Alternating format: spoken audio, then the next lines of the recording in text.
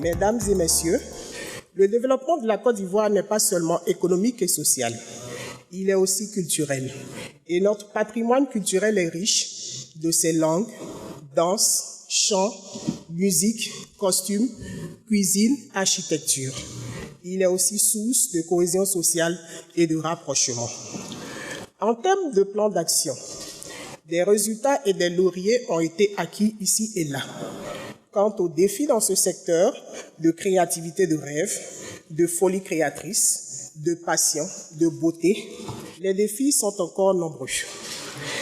Monsieur le ministre, nous sommes convaincus qu'après votre présentation et les réponses aux questions des médias, les Ivoiriens sauront mieux juger des efforts du gouvernement dans le secteur. Monsieur le ministre, le CICG est heureux de vous recevoir. Maurice Kwaku Bandama, ce grand écrivain, ce grand homme de culture, ce passionné des arts, de la culture et de la parole africaine. Merci d'avoir répondu à notre invitation. Et maintenant, l'espace est à vous. Je vous remercie.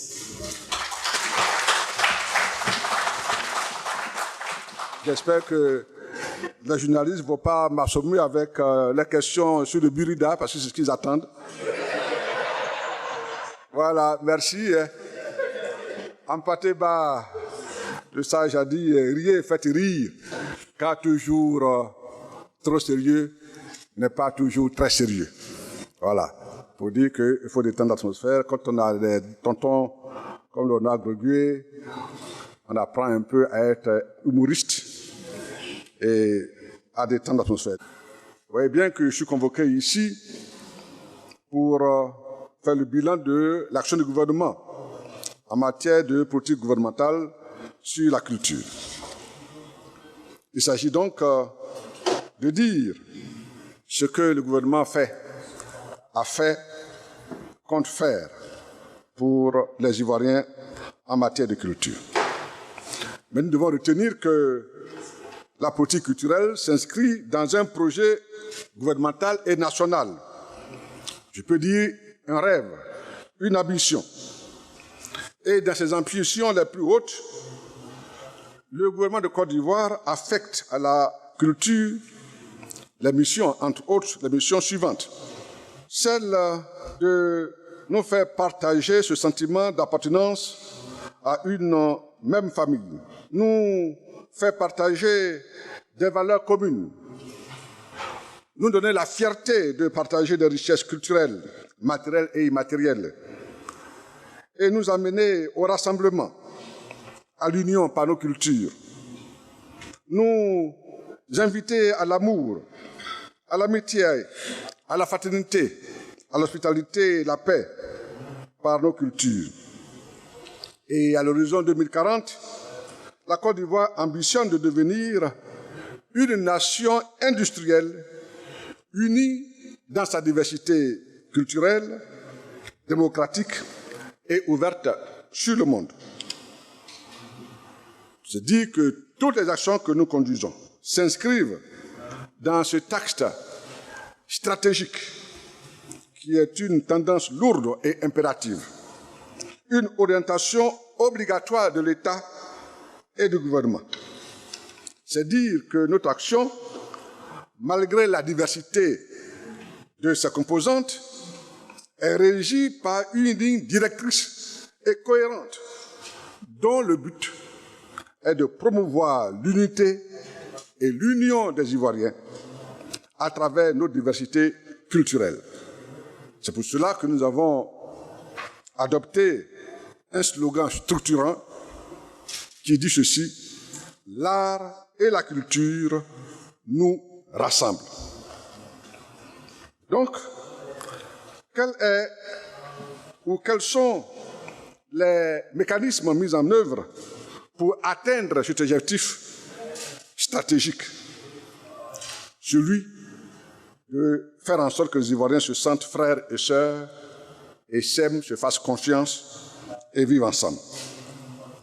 Pour mener notre action, naturellement, il nous a fallu renforcer le cadre juridique et élargir l'offre de coopération et l'outil opérationnel et administratif. Vous noterez que De 1960 à 2011, nous avions 3 lois qui régissaient le ministère de la Culture et de la Francophonie. 2012 à 2016, sous l'autorité du chef de l'État, le président Alassane Ouattara, nous avons fait voter 4 nouvelles lois. Je peux rappeler la loi portant sur la politique culturelle, la loi relative à l'industrie cinématographique, la loi relative à l'industrie du livre, la loi relative aux droits d'auteur et aux droits voisins. Actuellement, 2 autres lois sont en attente de programmation par le gouvernement. Il s'agit de la loi sur les langues nationales et la loi sur le patrimoine national. Nous avons fait ratifier de nombreux traités et signé des conventions et accords de coopération avec des pays, tant en Afrique qu'en Europe ou en Asie. Je peux citer, entre autres, le Burkina, le Sénégal, le Nigeria, la France, l'Espagne, l'Italie, le Maroc, la Chine, le Portugal, le Qatar. Au niveau opérationnel, quand nous accédions aux fonctions ministérielles à la tête de la culture, nous avions 12 directions régionales. Nous sommes aujourd'hui à 32 directions régionales. Nous avons fait adopter et accepter que la culture couvre le territoire national pour que notre politique nationale soit au plus près des populations. Nous avons aussi et surtout notre patrimoine matériel et immatériel qui est de plus en plus valorisé. Je parlerai entre autres de l'inscription de la ville historique de Grand Bassam en 2012 sur la liste du patrimoine mondial de l'UNESCO. Au niveau matériel. Au niveau immatériel, toujours en 2012, le balafon Sénifo, appelé Djegele. Nous avons, en 2017, fait inscrire le masque Gouro de Zaouli sur la liste du patrimoine immatériel de l'UNESCO. Et nous travaillons aujourd'hui à l'inscription d'autres biens. Au nord, il s'agit des mosquées de type soudanais, dont la plus célèbre est celle de Kong. Il s'agit également des pierres latéritiques de Awakro, dans le département de Tabo, les vestiges d'Assini. Et au niveau immatériel, nous sommes en train de travailler pour faire inscrire l'art à tisser du pagne traditionnel, le pagne guéré, baoulé, gouro, Sénifo, Yakuba. Nous travaillons à l'inscription sur la liste du patrimoine immatériel. Nous travaillons également à l'inscription du masque échiassier Yakuba, le masque Goli, la fête de la Bissa, le Kouroubi, des fêtes de génération comme le Fakué, etc. Nous travaillons aujourd'hui à leur inscription sur la liste du patrimoine immatériel de l'UNESCO ou sur la liste du patrimoine matériel mondial.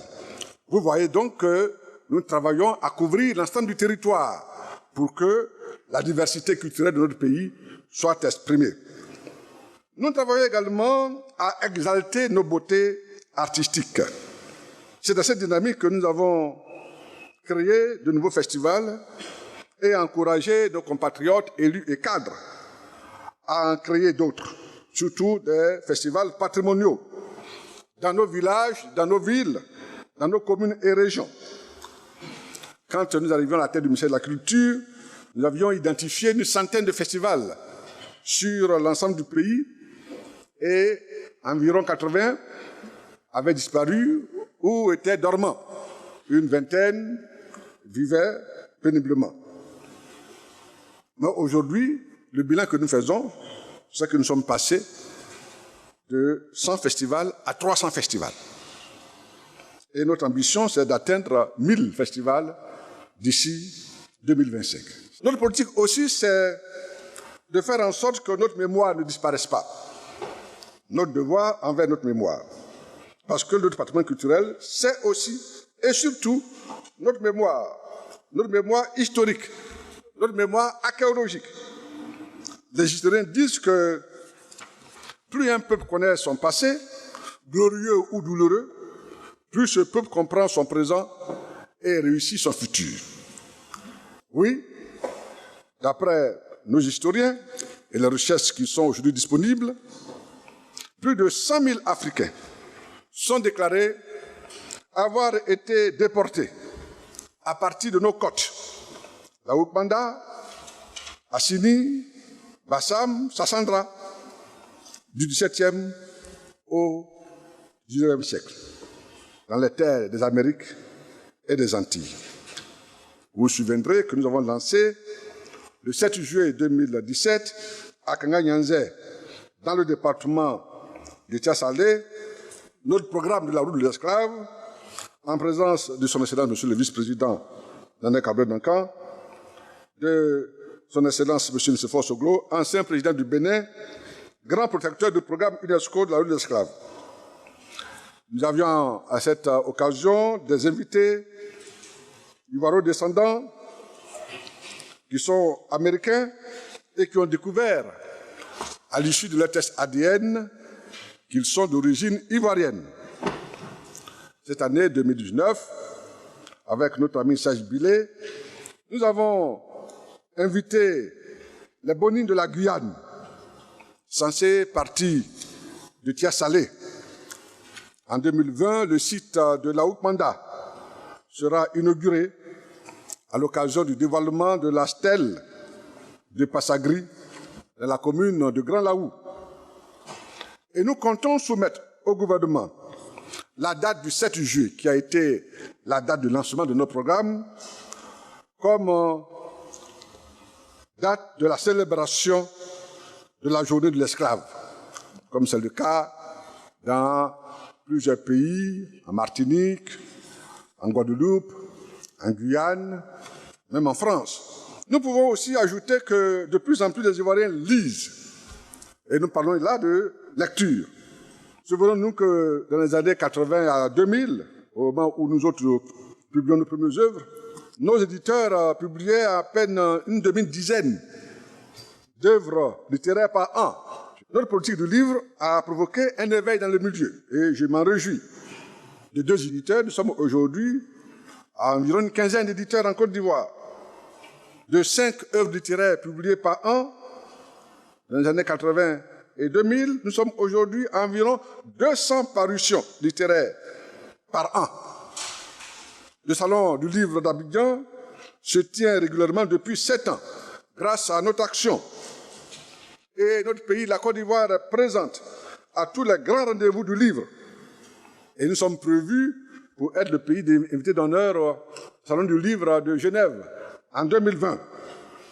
La Côte d'Ivoire est respectée dans le monde du livre et nous avons la plus grande chaîne de distribution du livre en Afrique francophone au sud du Sahara et nous nous réjouissons du dynamisme dans ce domaine.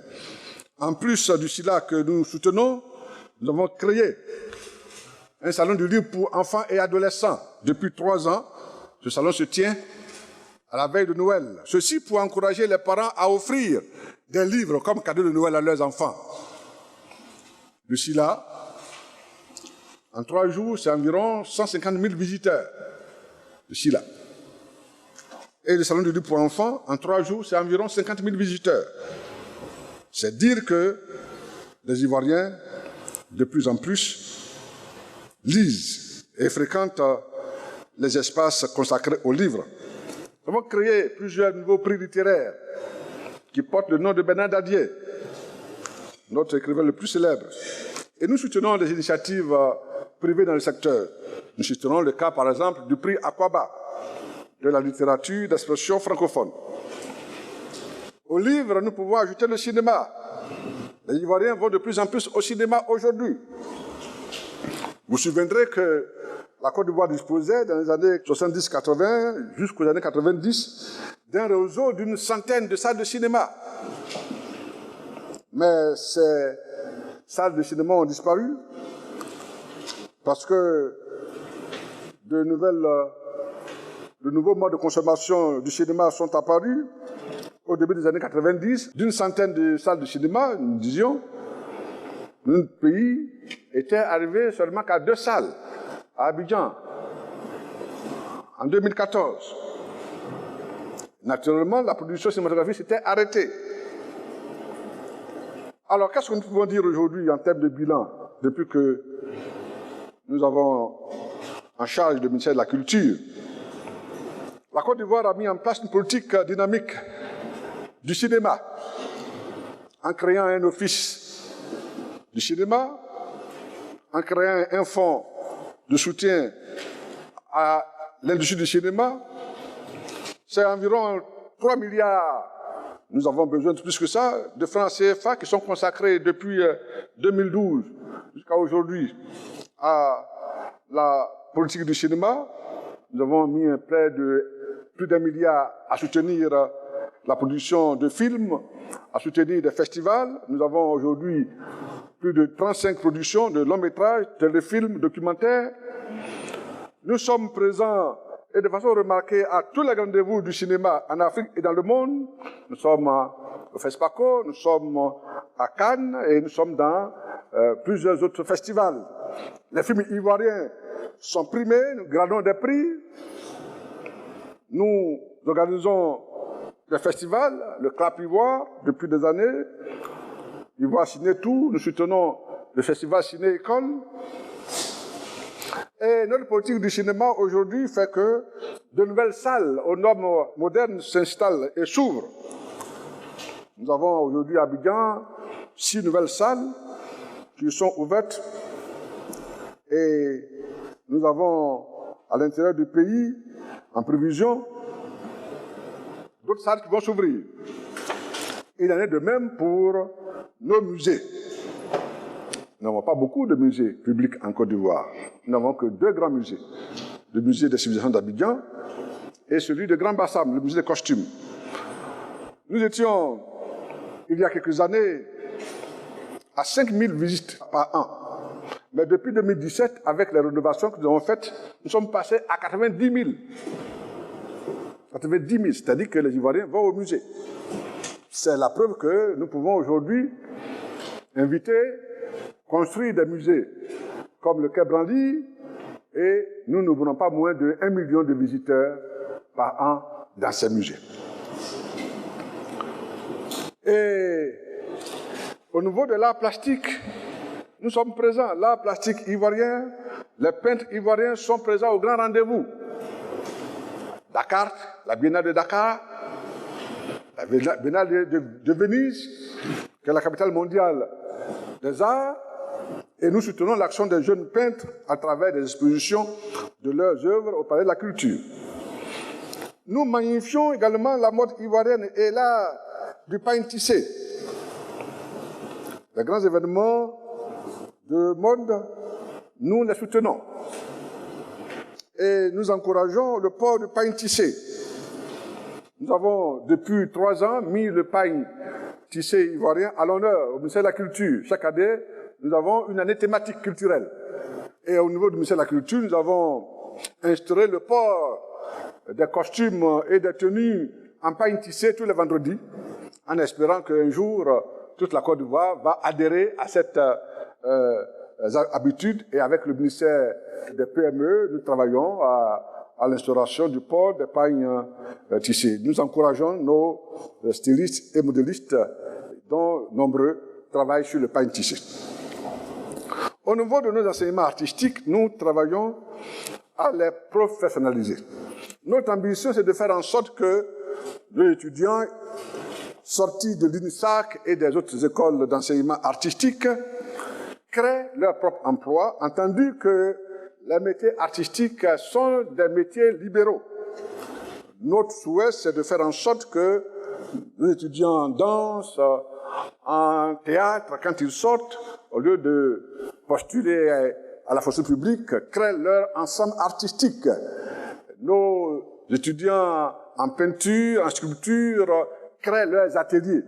Pour cela, il faut renforcer les curricula qui les amènent à se prendre en charge. C'est pour cela que dans les maquettes pédagogiques, nous avons introduit de nouvelles matières qui développent chez le jeune étudiant les mécanismes d'entrepreneuriat. Au niveau de la francophonie, notre présence est de plus en plus renforcée. Nous avons une forte coopération francophone.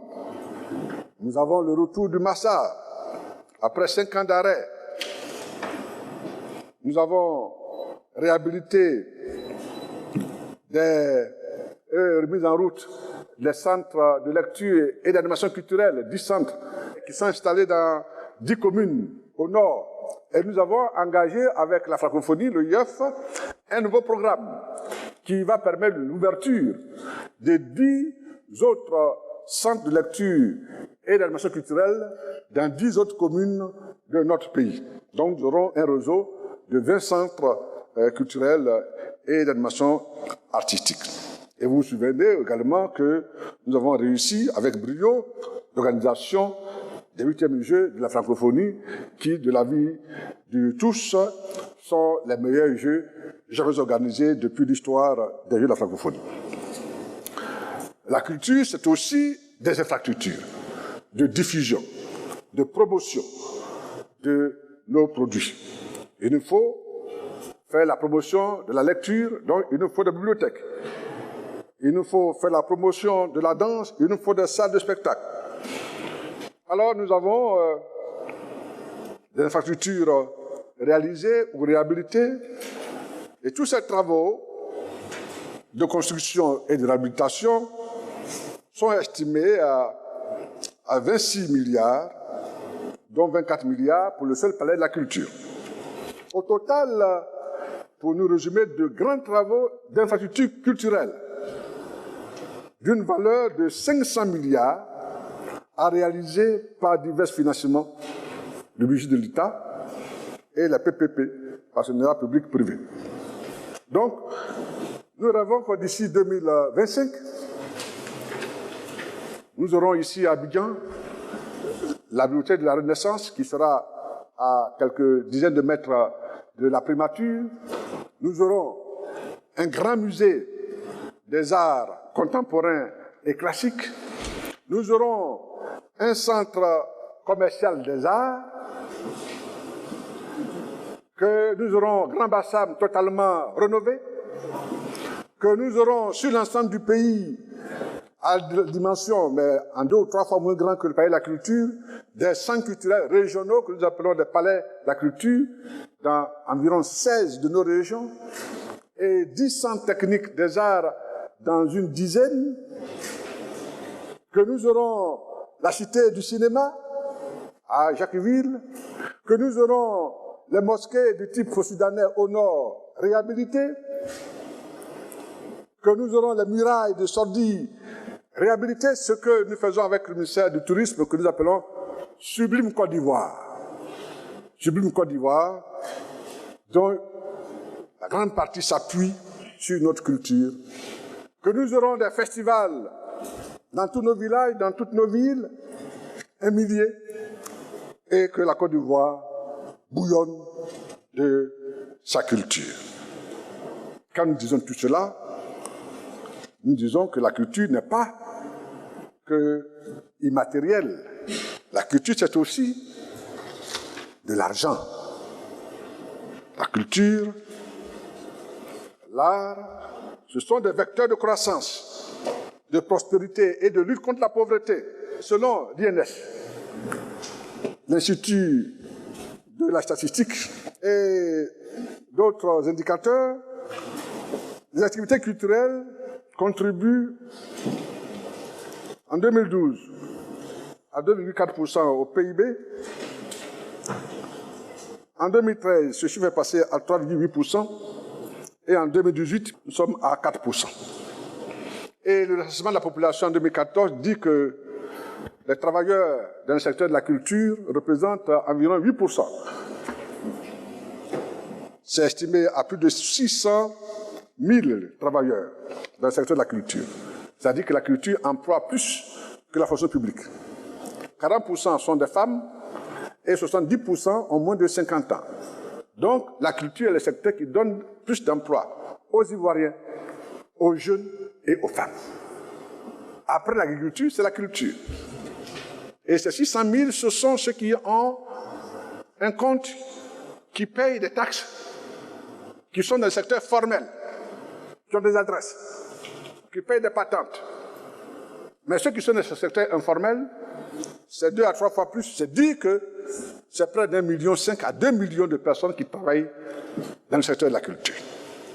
face à la détresse des artistes, nous avons proposé au gouvernement, au président de la République, une pension pour reconnaître le travail de ces hommes et femmes à ce qu'on appelle les icônes. Seul l'État a accepté. Nous sommes donc partis avec 15 icônes, dont une est ici, que je salue, le doyen Léonard Greguet. Oui. Toujours beau et propre, merci. En 2014, on a commencé avec 15 artistes, 15 icônes, en 2014, et aujourd'hui, nous sommes à 60. Et nous avons compté parmi eux 7 décès. Mais je note que, et vous note que la vie d'artiste est difficile. Et le Buruda qui travaille à collecter des droits pour les artistes, pour contribuer à leur bien-être, était en crise quand nous arrivions à la tête du ministère de la Culture.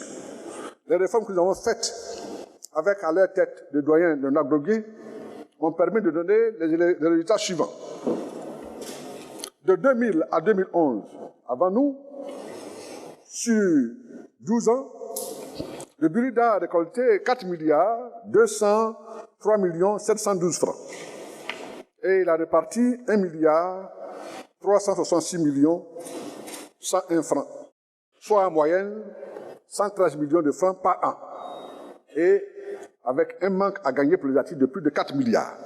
De 2012 à 2018, quand nous avons mis en place les réformes, avec à leur tête le doyen Léonard Greguet, en 7 ans, le Buruda a récolté 7 milliards 113 millions 770 720 francs, dont 5 milliards 626 millions 983 036 francs ont été répartis, soit en moyenne 800 millions de francs par an.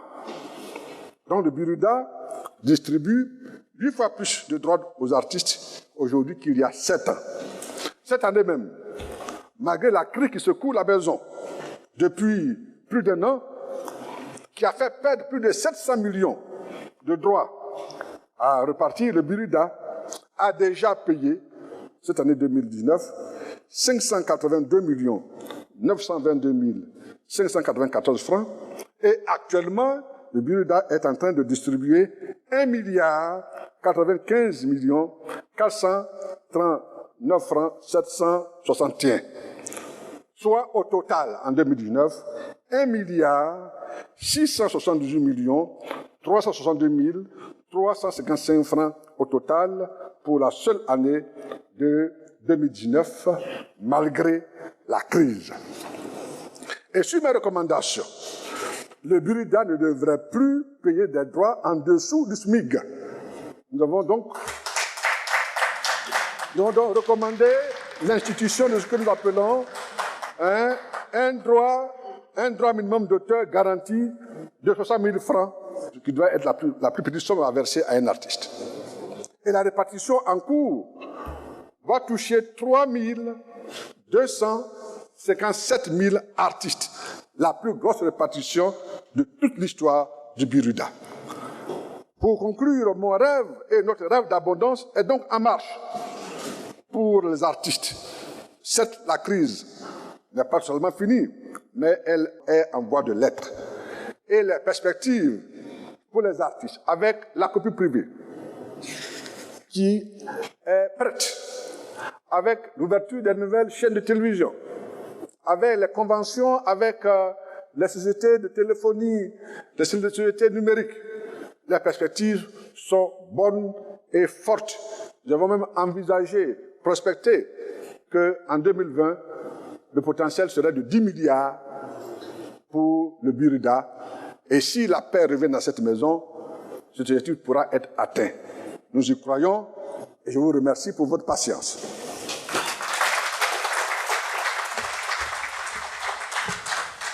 Je voudrais savoir quel est votre regard sur les alliances interethniques et ensuite quelles sont les actions de votre ministère en faveur de ces alliances.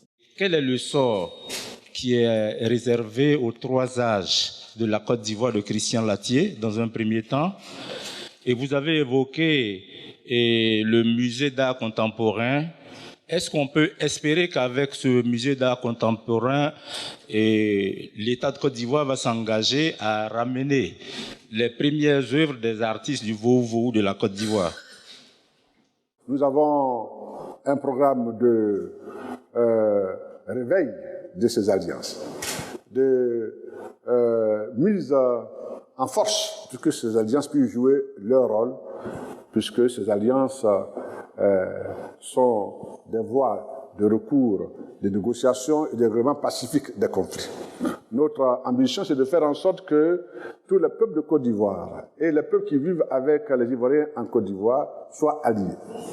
Et qu'on recourt aux voies de règlement pacifique des conflits. Il faut donc, avec les alliances, remettre ces valeurs en marche. Et nous travaillons également avec les chefs, avec la Chambre des rois et des chefs de village. Donc, avec l'UNESCO, nous y travaillons et nous pensons que très bientôt, nous proposerons un programme de redynamisation des alliances interethniques afin que ces alliances soient vivantes et non des valeurs mortes. Nous avons conservé certaines œuvres, mais leur état de conservation n'est pas satisfaisant parce qu'il faut une logistique beaucoup plus forte. Il faut des spécialistes pour s'occuper au quotidien de ces œuvres qui sont des êtres vivants. Une œuvre qui n'est pas entretenue meurt. Et c'est pour cela que ce musée est notre préoccupation et nous y travaillons. Mais il n'y a pas que les œuvres des artistes mais c'est toutes les œuvres de qualité qu'il nous faut préserver, conserver et promouvoir. Donc, M. Chekna, nous partageons la même préoccupation et ce musée, nous le souhaitons, mais il faut aussi que des privés ivoiriens construisent des musées. Le ministre Tunkara vient de construire un musée à Bobo, un très beau musée.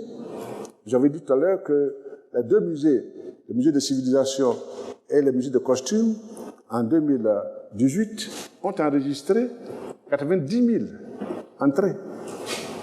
Mais nous pouvons avoir 1 million, 2 millions de visites à musée. Les musées aujourd'hui sont des investissements culturels rentables. C'est un secteur qui nourrit bien son homme et naturellement nous avons une dynamique dans le secteur qui mérite que nous leur consacrons plus de moyens avec des musées, bien sûr l'État, mais aussi il faut inviter les privés à construire des musées. Ma première préoccupation a trait à la ville historique de Grand-Bassam. Récemment, il y a eu une mission d'experts internationaux et locaux qui, après les inondations, sont venus en mission d'évaluation. Quelle est la suite de cette mission? La seconde préoccupation des femmes au sein du gouvernement font la promotion du pain tissé. Voir le ministre de la Culture dans une tenue traditionnelle, est-ce que ce ne serait pas là une manière forte de faire cette promotion-là? Vous avez évoqué les musées en Côte d'Ivoire et je voudrais vous demander que devient le projet du mémorial Houphouët-Boigny, qui était aussi un projet de musée de vos prédécesseurs. Nous recevons l'UNESCO pour restituer les résultats de cette mission. Nous aurons tous un premier rendu, mais ils nous rendront le document que nous transmettrons aux autorités les plus hautes, à savoir le chef d'État, le vice-président. Donc, le contenu de cette mission, vous le saurez dans les jours qui viennent. Il faut éviter des opérations cosmétiques, juste pour la com et faire des annonces. Il faut travailler en profondeur. C'est pas tant que Maurice Bandama, ministre de la Culture, porte le paille traditionnel qui fera effet, c'est que tous les Ivoiriens, nous tous, nous portions le paille. C'est ça qui est notre préoccupation. Si chacun d'entre nous paye ne serait-ce que pour 100 000 francs de biens, que ce soit des tissus, des serviettes, des pailles, en paille tissée, ce sont des centaines de milliards de francs qui s'injectent dans notre économie. Qu'est-ce que la Côte d'Ivoire recevra de Maurice Bandama? C'est à vous de répondre à cette question. Ce que je veux que les Ivoiriens retiennent de moi, c'est que je veux la dignité du monde des arts. J'étais révolté par le mépris dans lequel on tenait les hommes de culture. J'étais révolté. Et je considérais que c'était mon devoir en tant qu'homme de culture de montrer que ce secteur est aussi important. Et je l'ai dit en Conseil des ministres, je l'ai dit à le collègue ministre, je l'ai dit devant le président de la République, que demain la culture rapportera plus que le cacao en Côte d'Ivoire. Je le dis. Je l'ai dit que demain la culture rapportera plus que le pétrole en Côte d'Ivoire. Et je l'ai dit devant le président. Sur le mémorial Fauboyens, je n'ai pas d'informations parce que ce n'est pas un dossier qui était géré par le ministère de la Culture. Monsieur le ministre, je voudrais savoir ce qu'il en est de la loi sur la copie privée annoncée depuis. Vous avez mentionné que le Burkina distribue 8 fois plus de droits aux artistes aujourd'hui qu'il a 7 ans. Comment expliquez-vous donc les crises à répétition au sein de cette maison? Vous avez dit que sur vos recommandations, le Burkina ne devait plus payer des droits en dessous du SMIC et que ce sera 60 000 francs. Je suppose que c'est par an ou par mois, je veux savoir. Et puis, la répartition touchera 3257 artistes. Quel est le nombre total d'artistes?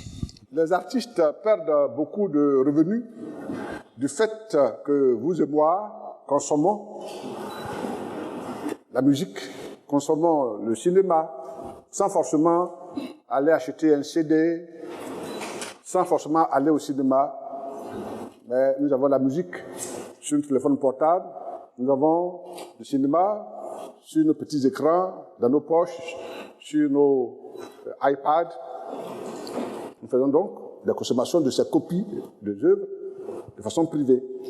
En Côte d'Ivoire, la loi a été votée en 1996.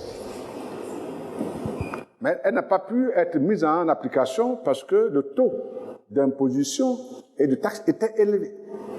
10% sur les ordinateurs, sur les clés USB, sur les CD, les DVD. Et cette taxe tuait l'industrie de l'informatique. Donc, elle n'a pas pu être appliquée. C'est donc nous qui avons, avec le Burkina, fait de nouvelles propositions pour que la copie privée puisse être applicable en Côte d'Ivoire. Et cette loi a été votée en 2016. Après la loi, en 2017, le gouvernement, sous ma proposition, a pris le décret d'application. Et quand le gouvernement prend le décret d'application, il faut maintenant que l'organisme en charge de la gestion, avec les ministères concernés, le ministère du budget, puisque tous les ouvriers qui viennent en Côte d'Ivoire, qui entrent, passent par la douane. Donc, c'est avec la douane et le Burkina que les taxes doivent être prélevées. Et donc, nous étions en train de préparer les textes d'application quand la crise est survenue au Burkina. Vous comprenez? Donc, nous, au niveau du gouvernement, au niveau du ministère de la Culture, on a fini notre travail. Le travail, le reste est maintenant au niveau des artistes et du Burkina. Et la crise est survenue avec ce que vous savez, et donc nous en sommes là. C'est pour cela que nous souhaitons qu'on en finisse avec ces crises à répétition et qu'on s'attaque aux questions réelles. Si on avait mis la copie privée en place, depuis au moins 1 an ou 2, c'est près de 2 ou 3 milliards de plus que la Burkina récolterait. Vous voyez qu'on a plus intérêt à nous mettre ensemble pour travailler. Donc, alors, la crise à répétition au Burkina, ben écoutez, je vais vous dire, le Burkina a été créé en 1981 et il était géré comme une société d'État. C'était l'État qui nommait le directeur général et les administrateurs. Les administrateurs, il y avait des artistes, il y avait des fonctionnaires. Le président du conseil d'administration était nommé par le président de la République sous provision du ministre de la Culture. De 1981 jusqu'à 1997, le Burkina a bien fonctionné. Je n'ai pas envie d'accabler des gens, mais nous sommes à un moment où nous sommes en train de faire un diagnostic sérieux et sévère du Burkina pour mettre fin aux crises à répétition. Comme j'avais dit, les crises à répétition. Mais quand le Burkina était géré par l'État de Côte d'Ivoire, il n'y avait pas de crise. Il n'y avait pas de crise. Il y avait Amédée Pierre qui était des conseils d'administration, il y avait François Douga, ils étaient là, mais le BIRUDA fonctionnait. Le BIRUDA faisait des excédents, c'est-à-dire qu'il payait les droits d'auteur, faisait des charges, et puis il y avait un bénéfice. Depuis 1997, où les artistes ont pris la tête du BIRUDA, c'est là que les crises ont commencé. J'ai pas envie d'accabler les gens. Vous êtes des journalistes, vous devez faire vous-même des diagnostics. Parce que quand c'est le ministre, on pense que le ministre prend position, voilà. Donc vous-même faites vos analyses. 81 à 97, le BIRUDA marchait très bien. 97, les artistes commencent à prendre la tête du BIRUDA. Valène Guédé, Paul Wassaba, Tanti Oussou, Gagui Seli. Aujourd'hui, c'est de Sylvain. Faites vous-même l'analyse.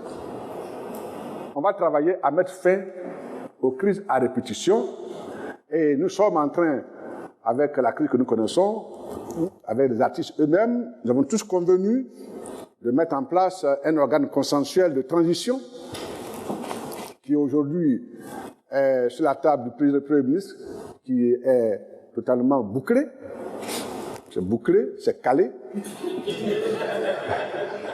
Et dans les jours qui viennent, nous allons faire connaître la composition des responsables des nouveaux organes, avec un directeur général adjoint, et des membres du conseil d'administration, avec un comité de mise en œuvre des recommandations de l'audit qui a été fait. Et donc, nous allons mettre fin aux crises à répétition, puisque les artistes eux-mêmes ont reconnu que, fondamentalement, les textes du BIRUDA étaient dépassés. Les artistes eux-mêmes, parce qu'ils sont quand même formés et informés, et qu'il faut faire des réformes en profondeur. Nous allons faire ces réformes en profondeur, et puis vous allez voir que les choses vont aller mieux. Le BIRUDA a aujourd'hui environ 6000 membres. Mais ceux qui produisent réellement, que ce soit en littérature, en cinéma ou en musique, ils ne sont pas les plus nombreux. Mais les distributions en cours vont toucher 3000. C'est ceux-là qui auront des droits qui vont de 60 000 à plus d'1 million. À plus d'1 million.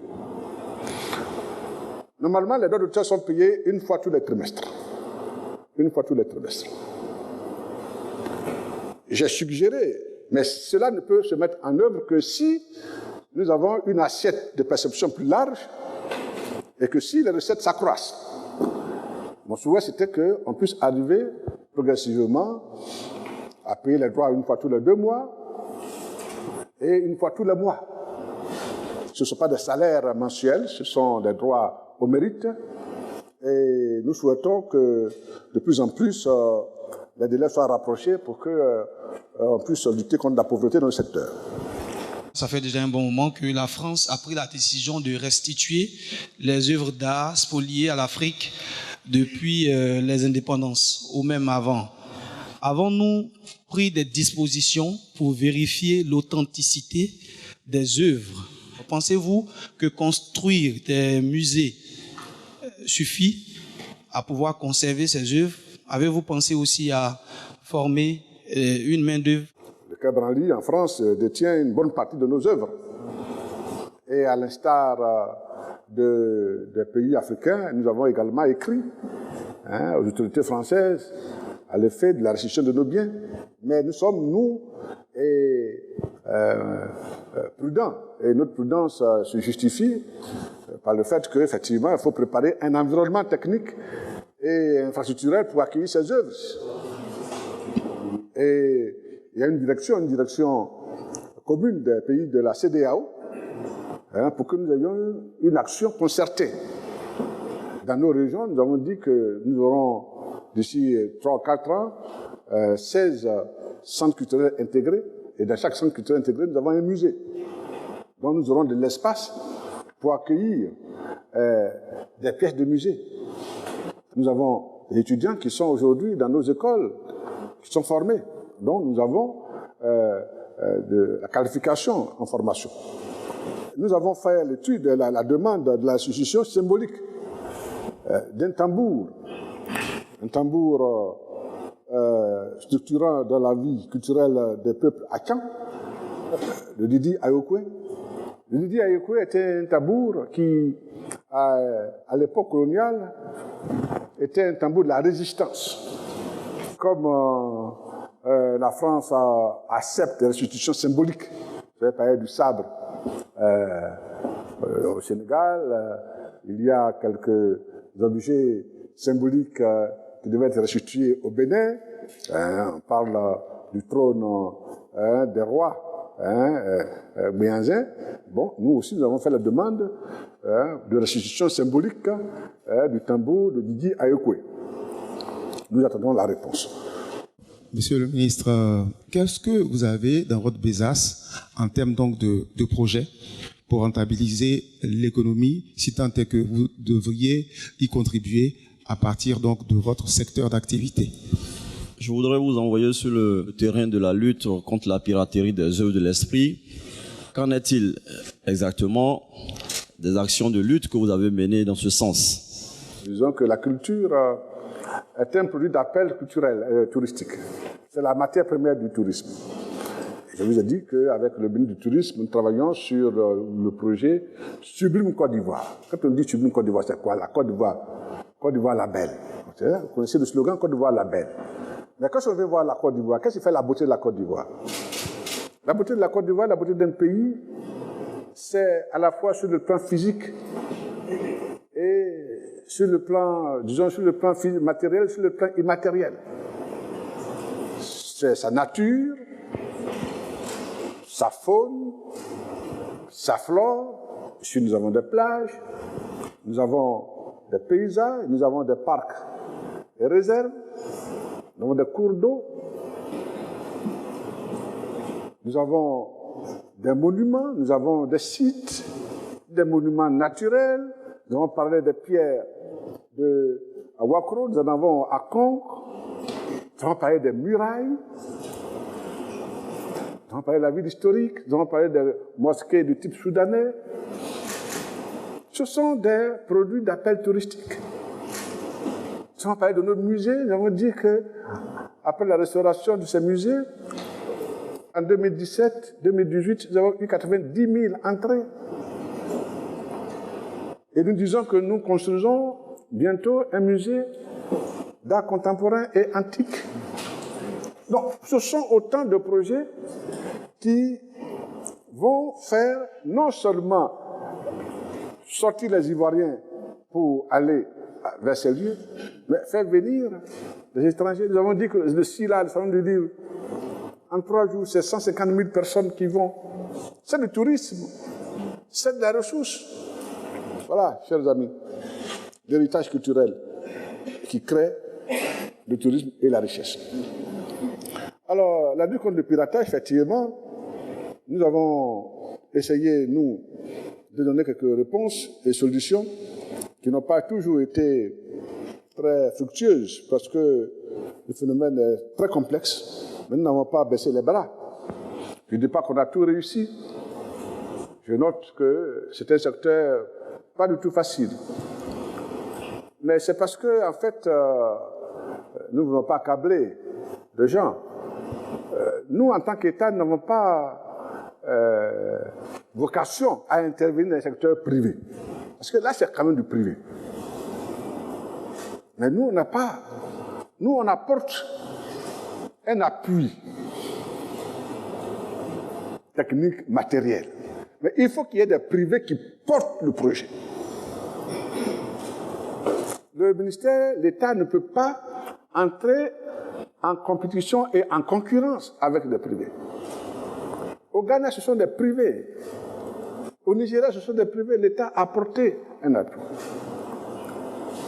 Chez nous, malheureusement, les privés avec lesquels nous avons voulu porter ce projet, à un moment, ou bien ils ont changé d'avis, ou bien ils n'ont pas été opérationnels. Nous avançons de l'argent, et puis après, nous sommes seuls sur le projet. Mais nous n'avons pas abandonné, nous continuons. Je sais que vous n'avez pas parlé de l'usine de pressage, mais tout ça, ça rentrait dans la même dynamique. Nous souhaitions avoir des œuvres de qualité par une usine de pressage ici en Côte d'Ivoire, malheureusement, avec l'opérateur où on peut le projet, la coopération n'a pas bien porté, mais nous n'avons pas baissé les bras. Pour conclure cette émission, c'est que nous devons nous réjouir de ce que, grâce au président Alassane Ouattara, la culture en Côte d'Ivoire est aujourd'hui prise au sérieux. La dignité que je souhaitais que les artistes, les créateurs puissent avoir, je crois que cette dignité est en cours. La reconnaissance de la nation à travers les pensions que le chef de l'État a accepté de donner aux artistes. La contribution de l'État de Côte d'Ivoire à l'organisation des obsèques de certains artistes montre que les créateurs sont respectés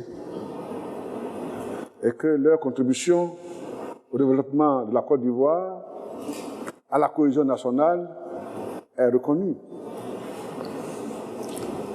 Oui, la culture est la matière première des États-Unis, c'est la première richesse des États-Unis. Elle vient loin devant le pétrole et l'usine des armements. Le secteur culturel vient loin devant certaines industries en France. Il faut seulement y croire et y investir. Et c'est ce que l'État de Côte d'Ivoire fait aujourd'hui à travers les projets que nous avons cités. Mais il appartient aussi au monde des artistes, au monde des arts, des hommes de culture, des femmes de culture, eux-mêmes aussi de prendre leur part. Et cette part, c'est de comprendre que ce métier d'artiste, de créateur, est un métier libéral. Et en tant que métier libéral, il y a une compétition et nous nous vendons sur le marché et ce sont des clients qui font la différence en choisissant un tel ou un tel, dont le talent et le sérieux sont convoqués dans la réussite d'une carrière. En ce qui concerne le Biruda pour lequel nous travaillons tant, nous pensons que les mesures que nous avons décidé de prendre ensemble avec l'accord de la majorité des artistes doivent s'imposer à nous tous. Parce que le potentiel est important, mais il ne peut être mobilisé que si la cohésion, si la fraternité reviennent dans la maison. Donc je veux terminer pour dire, nous sommes à la fin de l'année, je veux formuler les vœux de bonne année à tous et à toutes, et que 2020 nous apporte la paix, la croissance et l'abondance. Je vous remercie.